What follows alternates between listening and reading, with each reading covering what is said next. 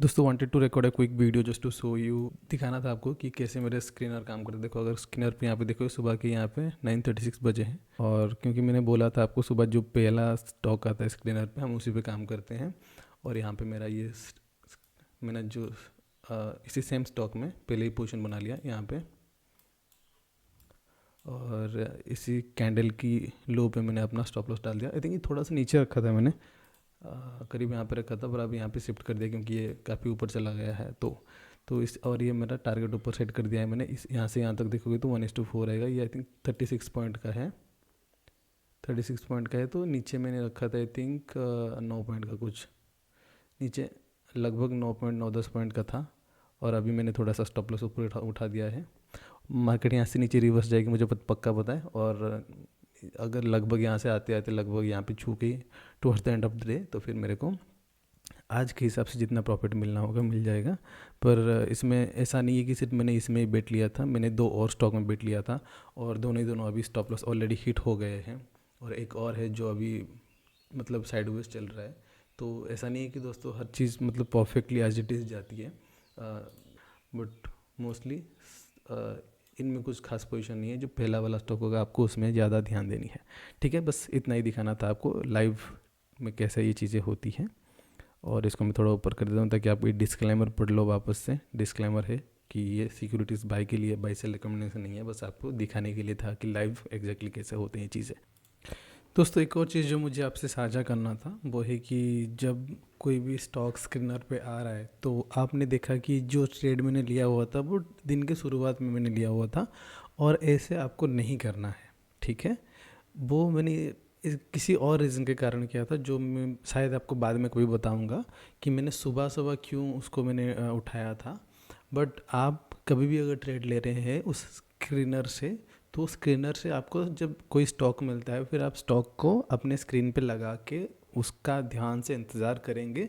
जब आपको कुछ इस तरीके का सेटअप मिलेगा तभी जाके आप उसमें एंट्री करेंगे। ठीक है, जैसे यहाँ पे आप देख पा रहे हो इस तरीके का सेटअप, जैसे यहाँ पे आपका स्टॉक सिलेक्शन हो जाएगा, स्क्रीनर पे आ जाएगा। इसके बाद जैसे रिट्रेसमेंट ऐसे होती है, रिट्रेसमेंट होने के बाद जब ये स्टॉक वापस से मूव करता है ऐसे बड़ा वाला कैंडल बनता है, साथ में बड़ी सी वॉल्यूम बनती है, एक्सेप्शनल वॉल्यूम बनती है, तो इसमें आप एंट्री करोगे, ये आपका स्टॉप लॉस रहेगा। उसके बाद ये स्टॉक जहाँ तक जाएगा जाएगा, और एटलीस्ट आपका जो रिस्क टू रिवॉर्ड रेशियो है वो मेक श्योर करना है कि वो फेवरेबल हो, ताकि आपका अगर थोड़ा बड़ा छोटा मोटा ज़्यादा लॉस भी जा रहे हैं ना, तो एक बार में सपोज एक भी प्रॉफिट जा रहा है ना, तो वो प्रॉफिट इतना बड़ा हो कि वो सारे छोटे मोटे स्टॉप लॉस को ईट कर जाए। ठीक है, तो मैं 2-4 और एग्जांपल आपको दिखाया। तो ये एक एग्जांपल है, दूसरा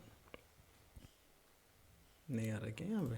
ठीक है, दूसरा ये एक एग्जांपल है, आई होप आप देख पा रहे होंगे।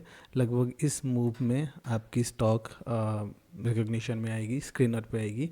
ये वाला जो वॉल्यूम देख रहे हो ना, यहाँ पे अगर आप देखोगे तो लगभग 100,000 का वॉल्यूम है। यहाँ पे देखोगे 235 का प्राइस है, लगभग 235। अगर 100,000 को मल्टीप्लाई करोगे तो लगभग 2 करोड़ आएगा। 2021 की चार्ट है, तो 2 crore volume was really good exceptional. अभी के हिसाब से अगर मिनिमम 5 करोड़ आप देखते हो तभी सही है। जैसे आप मतलब साल बढ़ते चलते हैं ना, जैसे 2026 आप उसको 6 करोड़ अगर मान लो, आगे बढ़ी तो फिर 7 करोड़, फिर 8 करोड़, फिर जैसे 2030 पहुँचती है तब मिनिमम आपको 10 करोड़ तो वॉल्यूम चाहिए। मतलब एक मतलब ये मूवमेंट में हर एक स्टॉक में क्यों?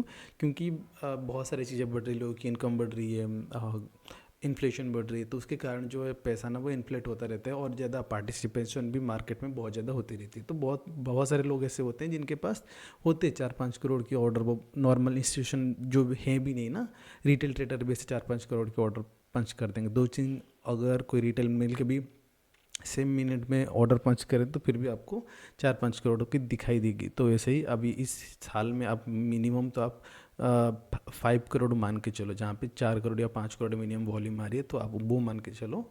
और अगर 10 करोड़, 12 करोड़, 15-20 करोड़ तक आ रही है ना, तो और भी ज़्यादा अच्छा। ठीक है, ये 2020-21 की चार्ट है। यहाँ पे अगर यहाँ पे ये देखो तो लगभग 1 करोड़ से, सॉरी 2 करोड़ से 2-2.5 करोड़ के आसपास का वॉल्यूम है, तो बहुत ज़बरदस्त वॉल्यूम है। ठीक है, अब फिर इंतज़ार करना स्टॉक ऊपर नीचे ऊपर नीचे ऊपर नीचे होकर साइडवेज से होने का।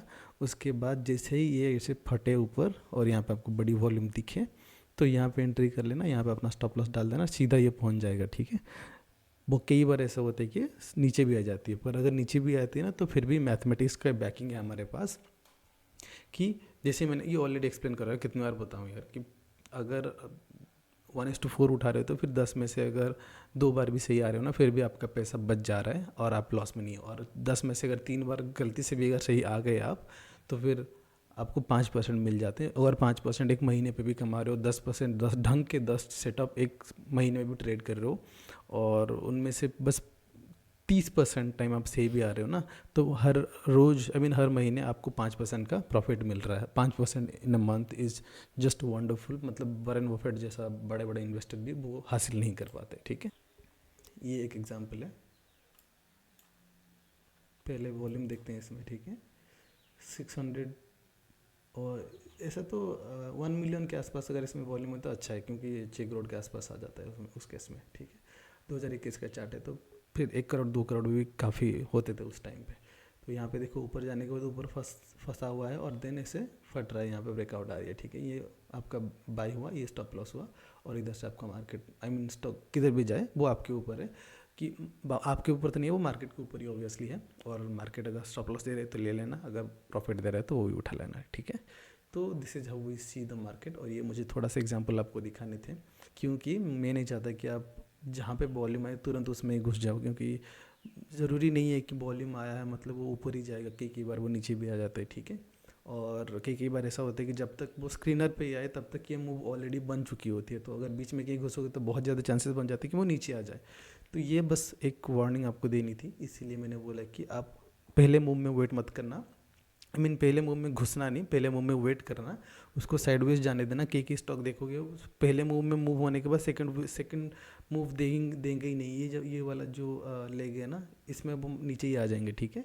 अगर नीचे अगर आगे, जैसे यहाँ पे कहीं पे हुआ था एक, इसमें हुआ था, देखो साइडवेज गया यहाँ पे, यहाँ से अगर बड़ी कैंडल आती तो फिर आप एंट्री कर सकते, तो फिर ये नीचे आ गया। तो ऐसे बहुत बार होगा, ठीक है। अगर नीचे आ भी गया तो फिर उसका इंतज़ार करना, इंतज़ार करेंगे। ओके, एक्चुअली मेरा यहाँ पे फ़ोटो है तो शायद आपको दिखाई नहीं पड़ रही होगी वॉल्यूम किस तरीके का है। देखो ये वॉल्यूम देख लो एक बार, ठीक है। तो इस तरीके का वॉल्यूम होती है आपको। तो यहाँ पे नीचे आने के बाद ऊपर जब जाती है वापस से, अगर ये बड़ी कैंडल से जाती है ना, ये हालांकि ये नेक्स्ट डे है, 7 तारीख है, 7 तारीख को बड़ी कैंडल से चुप करके निकली है। जब ऐसे बड़ी कैंडल से जाती है फिर अगर टॉप पे फंसती है, इसमें मैंने बता दिया ऑलरेडी क्यों नहीं एंट्री करना चाहिए था, क्योंकि यहाँ से ऊपर जाने के बाद यहाँ में वीकनेस दिखाता है, बायर्स की वीकनेस, ठीक है। यहाँ साइडवेज जाए फिर नीचे ऊपर फटे तो फिर आप यहाँ पे ले सकते हो। तो ये चीज़ को आपको ध्यान में रखनी है, पहले मूव में एंट्री नहीं करनी है, क्योंकि बहुत बार ऐसा होता है कि स्टॉक फेल हो जाते हैं। दूसरे मूव में आपको क्लैरिटी मिलती है कि आप जो सेल साइड है, सेल साइड में किस तरह का स्ट्रेंथ है।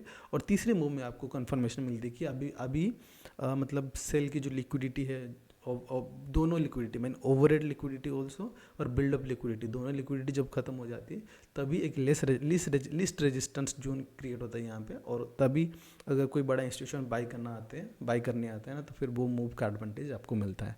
और मैं चाहता हूँ कि आप वही मूव का एडवांटेज उठाओ, और this is the setup is all about that only, ठीक है। अगर अभी तक जितनी भी मैंने वीडियो बनाए, सेटअप के हर रूल्स मैंने आपको एक्सप्लेन कर दिए हैं। बाकी आप जितना चार्ट को प्रैक्टिस करोगे, जितना चार्ट को आप देखोगे, उतना ही चार्ट आपके दिमाग में रजिस्टर होती जाएगी, ठीक है। बस वही है दोस्तों, और इसमें एक्स्ट्रा कुछ नहीं है। इतना कह के मुझे बस ऐड करना था जो पिछले मैंने रिकॉर्ड किया था वीडियो के साथ। तो उसके बाद मिलते हैं अगले वीडियो में, चलिए।